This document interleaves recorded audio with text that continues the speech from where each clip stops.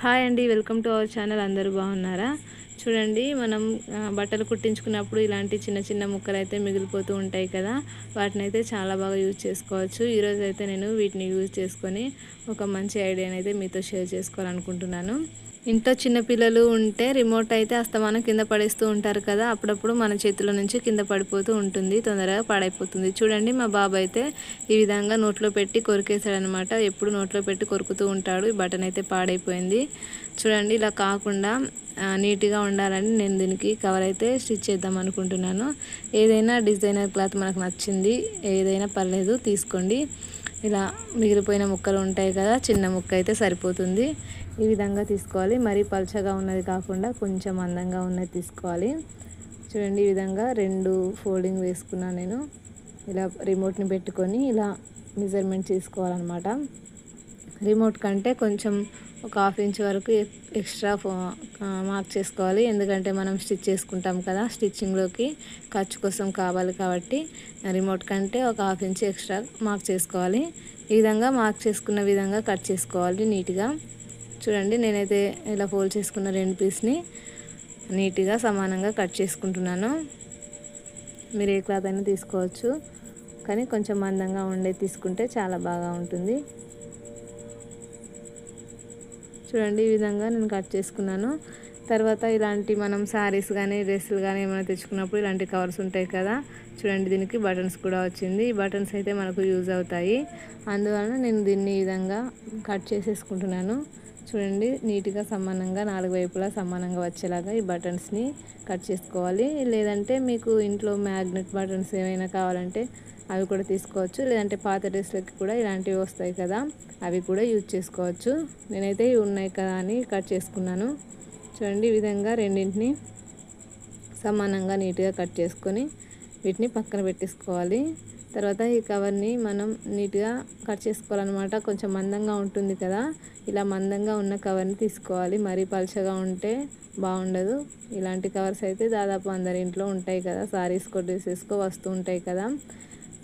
లేదంటే ఏదైనా ఫైల్స్కి కూడా తెచ్చుకుంటూ ఉంటాం కదా, అలాంటివి అయితే చాలా బాగుంటాయి. చూడండి, ఇదైతే కవర్ చాలా మందంగా చాలా బాగుంది.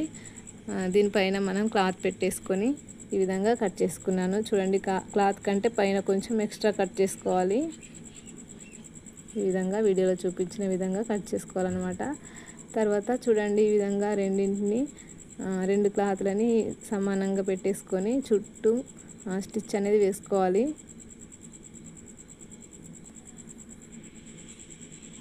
చూడండి, ఈ విధంగా నీట్గా చుట్టూ మొత్తం స్టిచ్ వేసుకోవాలి.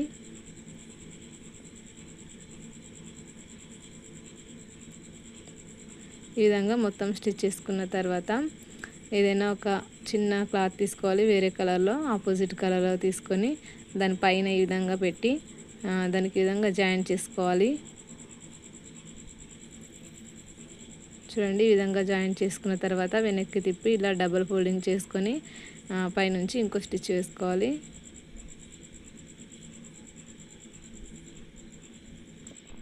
చూడండి, ఈ విధంగా స్టిచ్ చేసుకున్న తర్వాత ఎక్స్ట్రా ఏమైనా ఉంటే నీట్గా కట్ చేసేసుకోవాలి. తర్వాత మనం కట్ చేసుకున్న ఈ బటన్స్ ఉన్నాయి కదా, దాన్ని దీనిపైన ఈ విధంగా మధ్యలో పెట్టేసుకొని ఈ విధంగా చుట్టూ ఈ విధంగా స్టిచ్ అనేది వేసుకోవాలి. చూడండి, మనం కట్ చేసుకునేటప్పుడే బటన్కి కొంచెం కవర్ అనేది ఎక్స్ట్రా ఉండేలాగా కట్ చేసుకుంటే ఈ విధంగా క్లాత్కి అటాచ్ చేసుకోవచ్చు.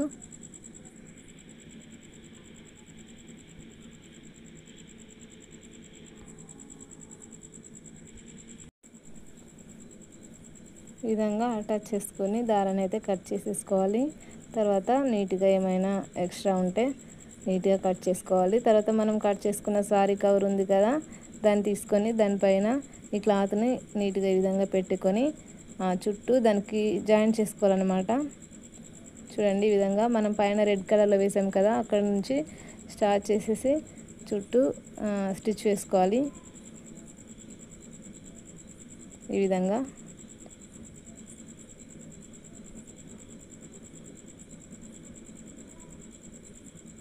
చూడండి, ఇక్కడ నుంచి ఇక్కడి వరకు వేసుకోవాలన్నమాట. ఈ విధంగా నీట్గా స్టిచ్ చేసుకున్న తర్వాత చుట్టూ ఎక్స్ట్రా ఏమైనా ఉంటే కట్ చేసుకోవాలి. చూడండి, నాకైతే ఎక్స్ట్రా కొంచెం కవర్ మిగిలింది కదా, దాన్ని ఈ విధంగా నీట్గా కట్ చేస్తున్నాను. ఈ విధంగా నీట్గా కట్ చేసుకున్న తర్వాత పైన కూడా రౌండ్ షేప్ అనేది కరెక్ట్గా వచ్చేలాగా చూసుకోవాలి. చూడండి, దాన్ని ఫోల్డ్ చేసి ఈ విధంగా బటన్ ఎక్కడ ఉందో చూసి మార్క్ చేసుకొని అక్కడే ఇంకో బటన్ పెట్టుకోవాలి కరెక్ట్ ప్లేస్లో. ఈ విధంగా పెట్టుకొని దాన్ని కూడా స్టిచ్ చేసుకోవాలి.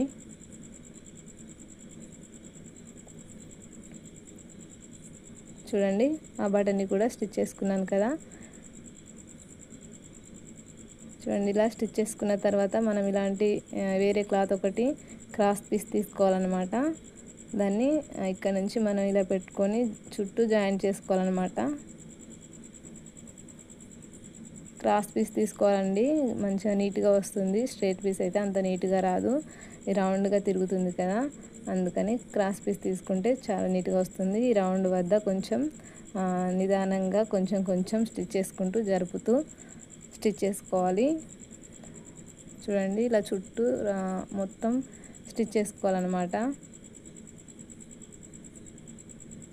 తర్వాత ఎక్స్ట్రా ఉన్న దాన్ని క్లాత్ని కట్ చేసేసుకొని లాస్ట్ వరకు స్టిచ్ చేసుకున్నాను.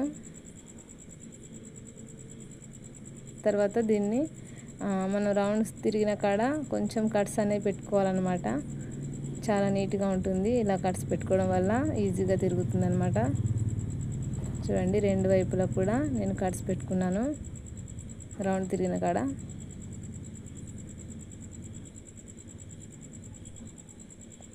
తర్వాత దీన్ని కూడా ఈ విధంగా డబుల్ ఫోల్డింగ్ చేసి ఇలా మలుచుకొని చుట్టూ స్టిచ్ చేసుకోవాలి. పైపింగ్ లాగా వేసుకోవాలన్నమాట. చాలా ఈజీగా చేసుకోవచ్చు. చూడండి, నేనైతే చుట్టూ పైపింగ్ లాగా స్టిచ్ చేసేసాను. అంతే, చూడండి, చాలా ఈజీగా రెడీ అయిపోయింది కదా. ఇంట్లో చాలా ఈజీగా రెడీ చేసుకోవచ్చు. ఎంత బాగుంది కదా. మనకు నచ్చిన డిజైన్, మనకు నచ్చిన కలర్లో తీసుకోవచ్చు. ఈ విధంగా రిమోట్ అనేవి పాడవకుండా చాలా రోజుల పాటు నీట్గా కొత్త దానిలాగా ఉంటుంది ఇలా చేసుకొని పెట్టుకుంటే. చూడండి, నేను రిమోట్ కూడా పెట్టి చూపిస్తాను. ఇలా టీవీ రిమోటే కాకుండా ఏసీ రిమోటు, వేరే ఏవైనా ఉంటాయి కదా, అన్నింటినీ కూడా ఈ విధంగా స్టిచ్ చేసుకొని పెట్టుకోవచ్చు. చూడండి, ఎంత బాగుంది కదా ఈ బటన్ అనేది. తర్వాత ఇలా వెనక్కి ఫోల్డ్ చేసి ఇలా పెట్టేసుకుంటే సరిపోతుంది. మనకు ఎప్పుడైనా కావాల్సినప్పుడు బయటకు తీసుకోవచ్చు. అప్పుడప్పుడు క్లాత్ను వాష్ చేసుకొని కూడా పెట్టుకోవచ్చు. చూడండి, దుమ్ము అది పట్టకుండా చాలా రోజుల పాటు కొత్త దానిలాగా అయితే ఉంటుంది. పిల్లలు పడేసినా మన చేతిలో నుంచి జారిపడినా కానీ తొందరగా పగలకుండా చాలా నీట్గా ఉంటుంది. నచ్చితే లైక్ చేయండి. చూడండి, ఇది డోర్ మ్యాట్ అండి. నేను పాత ఓల్డ్ లెగ్గిన్స్తో రెడీ చేశాను. ఈ వీడియో ఎవరైనా చూడకపోతే చూడండి, నేను లాస్ట్లో లింక్ ఇస్తాను.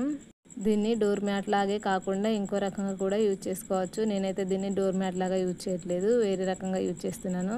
చూడండి, ఇలా ఇంట్లో స్టూల్ అయితే ఒకటి ఉంది, అదైతే ఈ విధంగా పగిలిపోయింది అన్నమాట. ఇదైతే కూర్చోడానికి అస్సలు పనికిరాదు, మొత్తం ఇలా పగిలిపోయింది, అసలు కూర్చోదన్నమాట. నేను ఈ డోర్ మ్యాట్ని దీనికోసమే స్టిచ్ చేశాను. చూడండి, దీనిపైన ఈ విధంగా పెట్టుకొని యూజ్ చేసుకుంటున్నాను అన్నమాట.